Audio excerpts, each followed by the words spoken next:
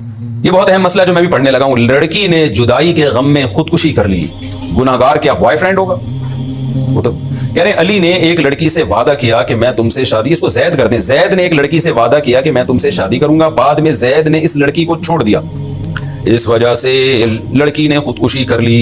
हमारे यहाँ जो फर्जी नाम है ना वो जैद इस्तेमाल होता है आमतौर पे, तो वो लड़की ने खुदकुशी कर ली। अब क्या इसकी जिम्मेदारी जैद पर आयद होगी या नहीं? भाई कोई जैद साहब बयान सुन रहे हो तो नाराज ना हो, ये आपके बारे में नहीं है, वैसे ही एक नॉर्मली एक फर्जी नाम है जैद। हाफिज अली शान ने ये मसला पूछा है, तो अगर हम उसको यूं ही करते हैं, हाफिज अली शान ने अगर एक लड़की से वादा किया कि मैं तुमसे शादी करूंगा, तो फर्जी नाम शान ही कर लेते हैं फिलहाल। देखिए ये जो है ना आजकल लड़के इस तरह के लड़कियों से वादे करते हैं। मैं एक दफा यानी 6-7 साल पुरानी बात है, कराची में औरंगी टाउन का एरिया है, मैं वहां गया किसी हॉस्पिटल में, हम अपने दोस्त के साथ, दोस्त की तबीयत खराब थी, इमरजेंसी में जाना पड़ा हमें। तो रात को मैंने बहुत सारे केसेस देखे कि लड़कियां आ रही हैं, कोई ने ब्लीच पिया हुआ है, किसी ने जहर पिया हुआ है, किसी ने क्या पिया हुआ है, और ड्रिपें लग रही हैं। डॉक्टरों ने मुझे बताया कि ये रोज के केस हैं। मैंने कहा ये कहानी क्या है? उन्होंने कहा ये लड़कियां खुदकुशियां करती हैं, फिर इधर आती हैं, जो बच गई, जो मर गई। मैंने कहा ये कर क्यों रही हैं?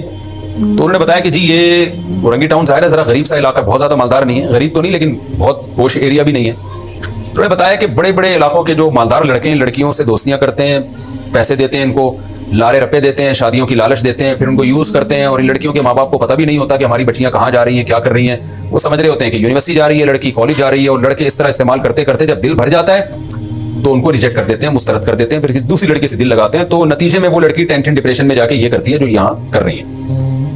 ये बात है 7-8 साल, बल्कि इससे भी ज्यादा मेरा ख्याल है इस बात को, सॉरी मैं सही बताऊं तो कम से कम 10 साल हो गए होंगे इस बात को।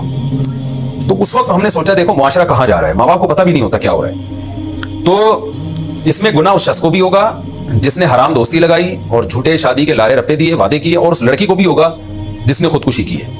नबी सल्लल्लाहु अलैहि वसल्लम ने फरमाया कि खुदकुशी करने वाला जिस तरह अपने आप को मारेगा ना, क़यामत तक कब्र में इसी तरह अजाब होगा उसको। जिसने अपने आप को जला के मारा, कब्र में अल्लाह आग पैदा करेगा और क़यामत तक जलता रहेगा उसी आग में। जिसने अपने आप को पहाड़ से गिरा के मारा, तो अल्लाह उसके लिए बरज़ख में पहाड़ कायम करेंगे जिससे गिरा के अपने आप को मारता रहेगा वो। तो जो लड़कियां ब्लीच पी रही हैं या कोई जहर खा के मर रही हैं, तो मरने के बाद ये ना समझे कि वो सुकून में आ जाएंगी, बल्कि बरज़ख में इसी तरह उसको जिंदगी दी जाएगी और उसे कहा जाएगा दोबारा पिए जहर, और वही तकलीफ दोबारा बर्दाश्त कर। इंतहाई बदतरीन, गलीज और खबीस मौत है खुदकुशी करके मरना। और किस चीज पे खुदकुशी की है? एक मुर्दार पे जो तुम्हें धोखा दे गया, वो बेगैरत आदमी, और जो है ना कोई इंसान माँ बाप के गम में मरता है, कोई मुल्क के लिए मरता है, ये अच्छी मौतें हैं।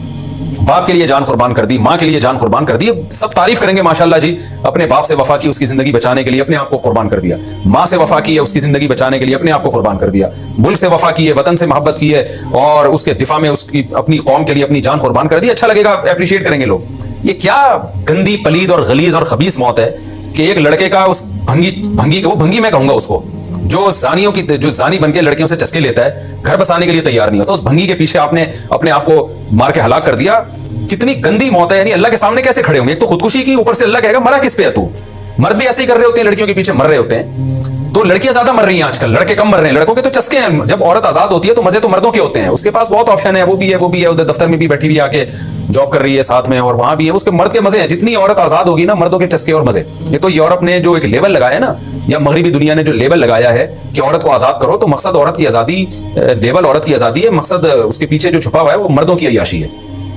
तो इसलिए ये कल्चर हमारा होता चला जा रहा है और इसमें लड़कियां मर रही हैं। को एजुकेशन सिस्टम है जिसके खिलाफ हम आवाज नहीं उठाते, हमारी गवर्नमेंट भी सो रही है, हमारी दीनी तंजीमें भी उसके खिलाफ नहीं बोलती। पूरी दुनिया में तो हो गया है, पाकिस्तान में भी हो गया है बहुत हद तक को एजुकेशन सिस्टम। लड़के लड़कियां बैठते हैं आपस में, गपशप होती है, मेल्स को फीमेल टीचर पढ़ा रही है, फीमेल को मेल पढ़ा रहा है, आपस में जो ब्रॉड माइंडेड बने हुए हैं बस बहुत ज्यादा, कि कुछ नहीं होता। ये हो रहा है ना, कुछ क्यों नहीं होता? इस दुनिया के सामने नहीं है जो कुछ हो रहा है। खुदकुशियां, आप जाओ जरा हॉस्पिटल बड़े बड़े जाके देखो कितने केसेस आ रहे हैं खुदकुशियों के। तो इसलिए को एजुकेशन सिस्टम के खिलाफ हमें आवाज उठानी चाहिए। माँ बाप को चाहिए बच्चियों की, बेटों की शादियां जल्दी कर दिया करें, अल्लाह पे एतमाद करें, तवक्कुल करें। और फिर भी ये सब कुछ नहीं होता तो लड़कियों को चाहिए खुदारा ना करें ये काम, अपने आप को इस अजाब से बचाएं। मैं तभी बार बार चीख रहा हूं, कई सालों से चीख रहा हूं, लोग मेरी बात को सीरियस नहीं लेते। मैं कई सालों से चीख रहा हूं कि अच्छे लड़के मार्केट में शार्ट हैं। वो लड़के जो बीवी बना के घर बसाने के लिए तैयार हो, खुदा की कसम उनकी चौथी बीवी बन जाओ। और ये जो ठरकी किस्म के लड़के हैं ना, जो गर्लफ्रेंड रख के और उससे मोबाइल पे बातें और बैलेंस चलवा रहे हैं और घुमाने फिराने लेके जा रहे हैं और मोबाइल हदिये खरीद के गिफ्ट दे रहे हैं आपको, इन ठरकियों से जान छुड़ाओ, अपनी घर बसाओ अपना।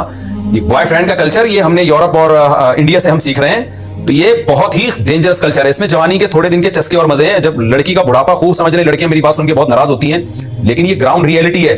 लड़की पे बुढ़ापा जल्दी आता है, वो जल्दी बूढ़ी होती है, मर्द बहुत देर तक जवान रहता है। तो मर्दों के चस्के जल्दी खत्म नहीं होते। लड़कियां तो आपकी थोड़ी सी एज झलकी तो लड़के लिफ्ट कराना छोड़ देंगे आपको, फिर आप डिप्रेशन में जाओगी। अगर आपने कम उम्र में शादी कर ली, घर बसा लिया, आपके बच्चे हो गए, तो उस घर में आपकी उम्र जितनी जितनी बढ़ेगी ना, आपकी वैल्यू बढ़ती चली जाएगी, कम नहीं होगी। मैरिड औरत की उम्र जैसे बढ़ती है, घर में उसकी वैल्यू कम होने के बजाय बढ़ती है। अनमैरिड लड़की, उसकी उम्र जैसे जैसे बढ़ेगी, उसकी वैल्यू बढ़ने के बजाय कम होना शुरू हो जाएगी। ये ग्राउंड रियलिटी है, हकीकत है, जिसको हम समझाने की कोशिश कर रहे हैं। तो आप यूरोप और अमेरिका की लड़कियों से मुतासिर ना हो। ये जो मीडिया पे आ रही है वो कुछ और है, जो हकीकी जिंदगी है वो कुछ और है। हकीकी जिंदगी हमने भी थोड़ी बहुत देखी, आप भी जाके देख लें। जैसे जैसे लड़की की उम्र बढ़ती है ना, तो माशरे में उसकी वैल्यू खत्म होना शुरू हो जाती है। हमारे माशरे में देखो यार कि हमारी औरतें जैसे जैसे उम्र बढ़ती है, क्योंकि वो बच्चों की माँ है, उसका घर है, फैमिली है, तो वो उसकी वैल्यू कम होने के बजाय बढ़ती है। तो बुढ़ापे में तो दादी नानी बन के और बढ़ जाती है। कितना लोग रोते हैं दादियों के जनाजों पे, नानियों के जनाजों पे। उनकी एक वैल्यू है, उनसे दुआएं करवाते हैं, उनके पास बैठते हैं, उनसे दुआएं लेते हैं। माँ की क्या वैल्यू है, बहन भाभीियों की क्या वैल्यू, पूरा एक हमारा कल्चर है। तो बस गर्लफ्रेंड बॉयफ्रेंड जो ये सिस्टम हम ले रहे हैं, और उसकी वजह से लड़कों का कम बेड़ा गर्क हो रहा है, लड़कियों का तो बिल्कुल ही बेड़ा गर्क हो गया। तो मैं इसलिए लड़कियों से कहता हूँ, अल्लाह का वास्ता, किसी इज्जतदार आदमी, शरीफ आदमी जो घर बसाने वाला हो, उसकी दूसरी तीसरी चौथी बीवी बन जाओ। और ये जो बेगैरत किस्म के, कमीने किस्म के लड़के आपसे दोस्तियां लगा रहे हैं और लारे रप्पे दे रहे हैं कि अगले साल शादी करूंगा, 2 साल, भाई झूठ बोल रहा है, बकवास कर रहा है। इसमें दम होता या अभी शादी करता। मेरे पास आते हैं लोग इस तरह के केस कि जी वो लड़कियां कहती हैं, वो मुझे कह रहे हैं मैं 2 साल बाद शादी करूंगा, मेरे पेरेंट्स मान नहीं रहे। मैंने कहा जो मखंचू तुमसे शादी करने में अपने खानदान से नहीं लड़ सकता, वो तुमसे निभा क्या करेगा बाद में। तो निभा इस जमाने में घर बसाना आसान काम थोड़ी है। जो अपने खानदान से तुमसे शादी में नहीं लड़ सकता, कह रहे मेरी अम्मी मानेंगी, मेरी नानी और मेरे मामू आए हुए, तो मेरे चचा आए हुए, तो मेरी फलानी आई हुई है, तो वो जब मान जाएंगी तो मैं शादी करूंगा। इसका मतलब इसमें दम नहीं है। दम होता तो शादी करके बताता हो गई है, जिसने जो उखाड़ना है उखाड़ ले। तो इसलिए मैं बार बार लड़कियों से कहता हूँ, ये कॉलेज यूनिवर्सिटियों की लड़कियों से, कि आप कोई बंदा इंसान का बच्चा हो ना, जो वो घर बसा रहा हो, कोई भी आपको प्रपोज करता है, आप जैसे ही प्रपोजल आए ना आपके लिए, फौरन आप कहें भाई शादी करने के लिए एग्री हो या नहीं हो। वो कहे हाँ तो भाई भेजो अपने अब्बा अम्मा को।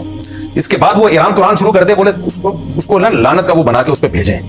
ये मुझे गुस्सा इसलिए आ रहा है कि हमने बहुत लड़कियों की जिंदगियां तबाह बर्बाद होते हुए अपनी आंखों से देखी हैं। इसलिए ये मैं अपने जज्बात को शेयर करने की कोशिश कर रहा हूं। उसको लानत भेजे, बोला आइंदा तूने राब्ता भी किया ना तो देख मैं क्या करती हूं। जो आपको अल्लाह ने वसाइल दिए वो इख्तियार करें आप। और अगर कोई इज्जतदार आदमी है, वो आपको अगर प्रपोजल भेजता है, तो आप उसको बोले भाई ये निकाह अगर करते हो तो ठीक है, पहले तफ्तीश करें इंसान का बच्चा है भी या नहीं है। हर आदमी इस काबिल भी नहीं होता कि निकाह करे।